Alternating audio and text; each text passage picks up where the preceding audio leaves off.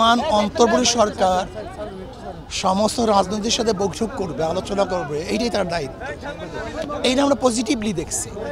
আমি চাই অন্তর্বর্তী সরকার সমস্ত রাজনৈতিক দলের সাথে পরামর্শ ভিত্তিতে তিনি আগামী নির্বাচন উপহার দিবেন এবং দেশ পরিচালনা করবেন।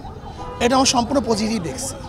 দেশের স্বার্থে সমস্ত দলের সাথে বসা উচিত, এটা আমরা কোনো নেগেটিভ দেখছি না।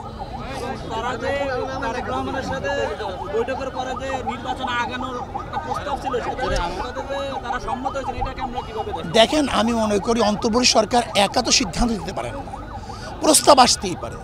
হয়তো তার কাছে প্রস্তাব দিয়েছে, তিনি আসবেন, ক্যাবিনেটে আলোচনা করবেন।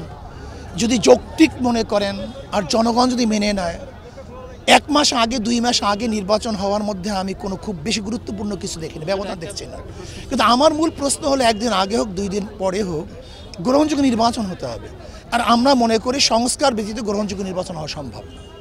আজকে নির্বাচন কমিশন একটা কথা বলছিলেন যে তারা কোনো চাপ প্রয়োগের মাধ্যমে নির্বাচন আগানো বা পিছানো হবে না, তারা সঠিক সময়ে সরকারের সাথে আলোচনা করে তারা নির্বাচন নেবেন। আসলে কি কোনো রাজনৈতিক দল নির্বাচন কমিশনকে চাপ প্রয়োগ করছে বলে মনে হয় আপনার কাছে? আচ্ছা, একটা কথা বুঝতে হবে, রাজনৈতিক দলগুলি নির্বাচন চাবে এবং তাদের সুযোগ সুবিধা অনুযায়ী তারা নির্বাচনের তারিখ চাওয়াটা অস্বাভাবিক কিছু না।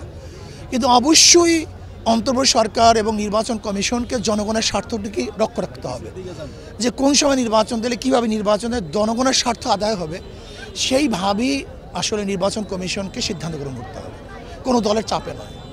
ইসলামী দলগুলো ঐক্য করার জন্য আমরা চেষ্টা করছি, আমরা বৈঠক করতেছি, কিন্তু যতক্ষণ পর্যন্ত আমরা নির্বাচন অংশগ্রহণ করতে না পারবো ততক্ষণ পর্যন্ত এখন পর্যন্ত কিছু বলা যায় না।